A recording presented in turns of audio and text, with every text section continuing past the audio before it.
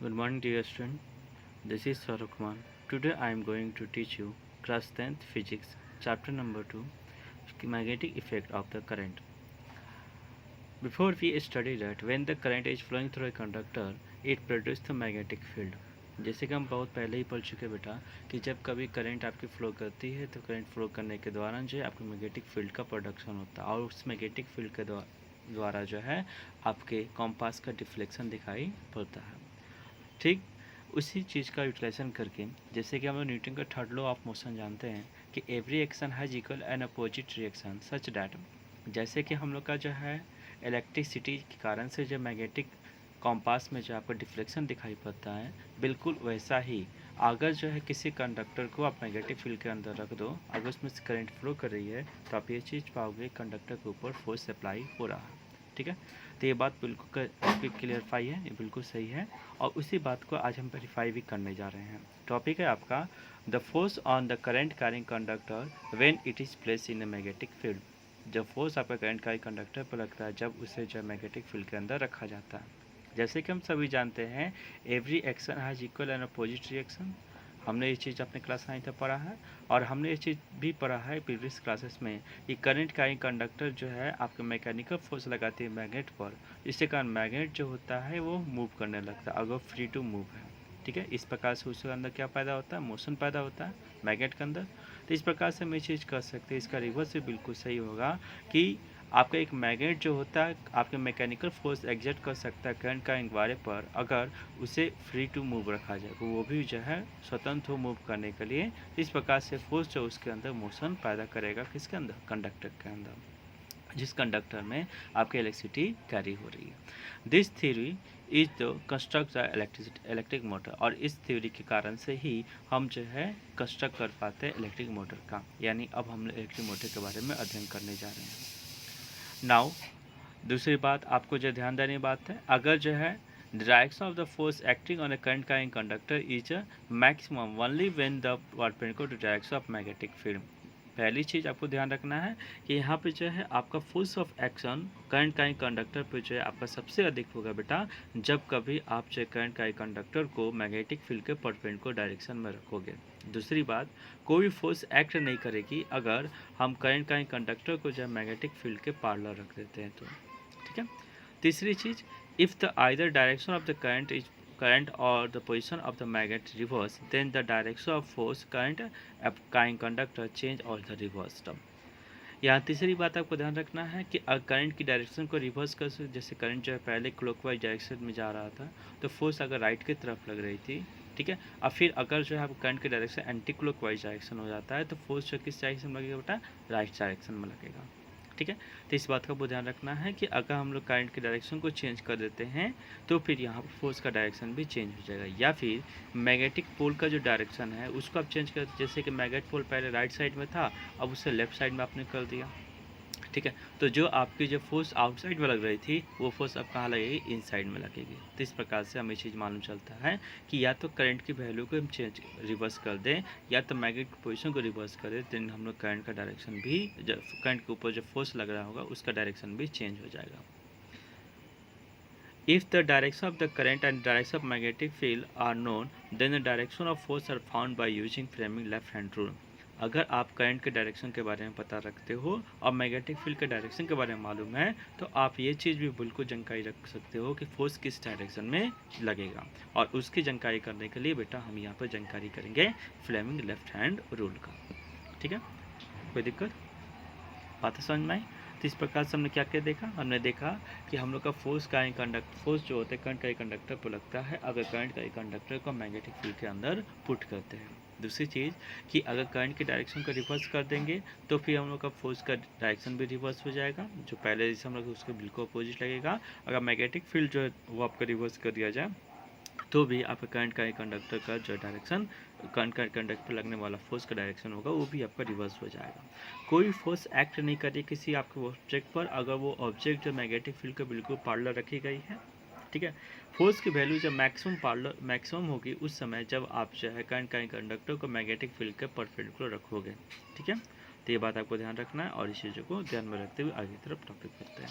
ठीक है, तो यहाँ पर हमने आज हम जानकारी करने वाले हैं फ्लेमिंग लेफ्ट हैंड रूल। बेटा फ्लेमिंग लेफ्ट हैंड रूल के अनुसार आप जो ये चीज़ जानकारी करोगे कि अगर किसी करंट का कंडक्टर को मैग्नेटिक फील्ड के अंदर रख देते हैं, किसी करंट का कंडक्टर को मैग्नेटिक फील्ड के अंदर रख देते हैं और करंट का कंडक्टर में करंट का डायरेक्शन आपको मालूम है, ठीक है। और दूसरी चीज़ आपको जो है यहाँ पर ये मालूम है कि मैग्नेटिक फील्ड का डायरेक्शन किस प्रकार से है, तो आप आसानी से यहाँ पर फोर्स जो किस डायरेक्शन में लगेगा उसकी आप जानकारी कर सकते हो। ये बहुत ही इंपॉर्टेंट आपकी टॉपिक है बेटा, बड़े ध्यान से इसको पढ़िएगा। According to Fleming left hand rule, hold the forefinger, centre finger and the thumb, forefinger and the centre finger. ये सेंटर फिंगर है बेटा आपका, ये जो मिडिल में होता है जैसे ये वाला, ये सेंटर फिंगर हो गया, ये फोर फिंगर हो गया और ये आपका जो है थंब हो गया, ठीक है। तो आपको जो फोर फिंगर, सेंटर फिंगर और थंब को जो है लेफ्ट हैंड के सबको जो है एक दूसरे के 90 डिग्री पर रखना है। कैसे रखना है? 90 डिग्री पर ऐसे रखना है आपको, ठीक है। Adjust one your hand in such a way that the four finger point in direction of magnetic field. जो फोर फिंगर हो गया, फोर फिंगर बेटा, तो फोर फिंगर जो आपके डायरेक्शन होना चाहिए मैग्नेटिक फील्ड के, ठीक है। दूसरा जो है आपका सेंटर फिंगर होगा, जो सेंटर फिंगर होगा बेटा वो करंट के डायरेक्शन में होगा, और थंब जिस डायरेक्शन में आ रहा होगा उस डायरेक्शन में बेटा आपको जो क्या लगेगा, फोर्स लगेगा।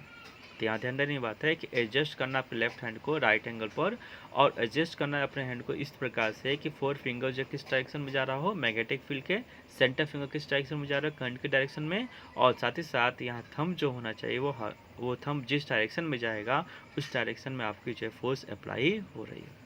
आप इसे बहुत आसानी से याद कर सकते हो मेमोराइज करने के लिए।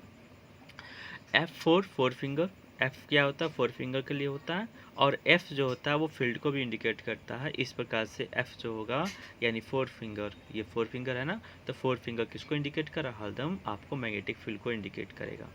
दूसरी चीज़ C4 सेंटर, C4 क्या होता है? सेंटर होता है, और C4 क्या होता है? करंट होता है बेटा। तो यानी आपका जो सेंटर फिंगर होगा, ये सेंटर फिंगर है, ये सेंटर फिंगर हरदम किस में आपको इंडिकेट करेगा? तो करंट के डायरेक्शन में इंडिकेट करेगा। T4 थंब होता है, और T4 थ्रस्ट यानी फोर्स भी होता है। इस प्रकार से ये T जो होगा वो किसको इंडिकेट करेगा? तो फोर्स को इंडिकेट करेगा, यानी थंब को, ठीक है। तो मान लेते हैं आपकी करंट जो होता है वो आपकी जो डाउनवर्ड डायरेक्शन में जा रही है, ऐसे डाउनवर्ड डायरेक्शन में जा रही है, ठीक है। और आपका मैग्नेटिक फील्ड जो है वो आपके अपवर्ड डायरेक्शन में यानी बिल्कुल ऐसे सीधे हैं।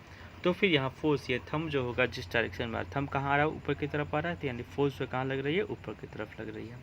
करंट अगर नीचे की तरफ जा रही है और फिर मैग्नेटिक फील्ड उसी डायरेक्शन में, जैसे कि आपको दिखाई दे रहा है ये मैग्नेटिक फील्ड है, तो ये मैग्नेटिक फील्ड हो गया, ये आपका करंट हो गया जो नीचे की तरफ जा रहा है, और ये जो हो गया थंब, थंब किस डायरेक्शन में है? तो राइट की तरफ है, यानी फोर्स किस साइड में लगेगा? तो राइट की तरफ लगेगा, ठीक। इसी प्रकार करंट अपवर्ड में डाला और फिर इसका मैग्नेटिक फील्ड ये है, तो थंब किस साइड में है? तो लेफ्ट साइड में। तो इस प्रकार से मैग्नेटिक फील्ड आपको किस डायरेक्शन में लगेगा? तो आपको लेफ्ट हैंड साइड की तरफ लगेगा। समझ में आ गया? कुछ बातें जो आपको ध्यान में रखना है, बहुत ही इंपॉर्टेंट बातें आपको बताने हम जा रहे हैं। By the convention the direction of flow of charge is taken to be direction of flow of current. जैसे कि हम सभी जानते हैं direction of flow of positive charge का डायरेक्शन होता है वही आपका करंट का डायरेक्शन भी माना जाता है। इसलिए अगर कहीं भी आपको एक क्वेश्चन में मेंशन किया है पॉजिटिव चार्ज पार्टिकल जो है जैसे प्रोटॉन या अल्फा जो है मूव करे किसी डायरेक्शन में, तो वही आपका इलेक्ट्रिक करंट का डायरेक्शन होगा। जैसे किसी ने कहा कि अल्फा पार्टिकल या फिर प्रोटॉन या फिर पॉजिटिव चार्ज जो है वो आपकी जो मूव करे राइट टू लेफ्ट की तरफ, राइट टू लेफ्ट की तरफ, यानी इसका अर्थ ये हुआ बेटा करंट का डायरेक्शन कैसा है? जो राइट टू लेफ्ट की तरफ है, ठीक है। क्यों? क्योंकि हम सभी जानते हैं कि हम करंट का डायरेक्शन उसी डायरेक्शन मानते हैं जिस डायरेक्शन आपको पॉजिटिव चार्ज फ्लो करती है। और आपके प्रोटॉन और अल्फा पार्टिकल कैसे होते हैं? तो बेटा पॉजिटिव चार्ज वाले पार्टिकल होते हैं, और यही कहना है कि करंट का डायरेक्शन किस में होगा? तो पॉजिटिव आपका जो है राइट टू लेफ्ट में होगा। वही इंपॉर्टेंट पॉइंट है, इसको याद रखिएगा क्योंकि इससे बहुत सारे क्वेश्चन आपको पूछे जाते हैं। दूसरी बात, अगर करंट जो होता है हालांकि अपोजिट होता है किसका? Direction of flow of negative charge के डायरेक्शन के बिल्कुल अपोजिट होता है। आप सभी जानते हो ना, आपने फर्स्ट चैप्टर में पढ़ा है कि charge is always from positive to negative, whereas electron from negative to positive. Electron का डायरेक्शन नेगेटिव टू पॉजिटिव होता है, करंट का जो डायरेक्शन होता है पॉजिटिव टू नेगेटिव होता है। तो यहाँ पर हम सभी जानते हैं कि हम लोग का जो करंट का डायरेक्शन होता है वो अपोजिट होता है किसका?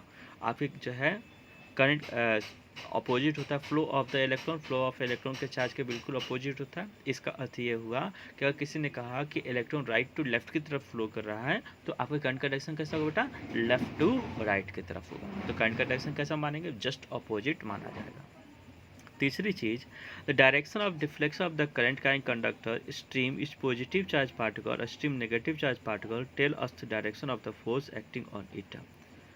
जिस डायरेक्शन में आपकी जो है stream of positive charge particle और stream of negative charge particle, जिस डायरेक्शन में आपके जो ये मूव करेंगे, यानी आपका जो बहुत सारे नेगेटिव पार्टिकल्स हैं, बहुत सारे पॉजिटिव चार्ज पार्टिकल हैं, जिस दिशा में आपके पॉजिटिव चार्ज या नेगेटिव चार्ज का डिफ्लेक्शन दिखाई देगा बेटा, वही डायरेक्शन होगा जो कि फोर्स उसके ऊपर एक्ट कर रहा है। ठीक है, तो इस प्रकार से आपको ध्यान रखना है कि यहाँ पे current direction of deflection of the current का कंडक्टर और a stream of positive charge particle और stream of negative charge particle tell us the direction of force acting on it. Force किस दिशा में आपका काम कर रहा है बेटा, ये जो है आपको बताने का काम कौन करेगा, तो जो डिफ्लेक्शन की करंट में आ रही, करंट का कंडक्टर में आ रही है, ठीक है, या जो पॉजिटिव चार्ज पार्टिकल में आ रही है तो नेगेटिव चार्ज पार्टिकल में आ रही है, ये बताएगा कि फोर्स उस ऑब्जेक्ट के ऊपर किस डायरेक्शन में लग रही है। ठीक है, तो इस प्रकार से आपका आज का टॉपिक क्लियर होता है।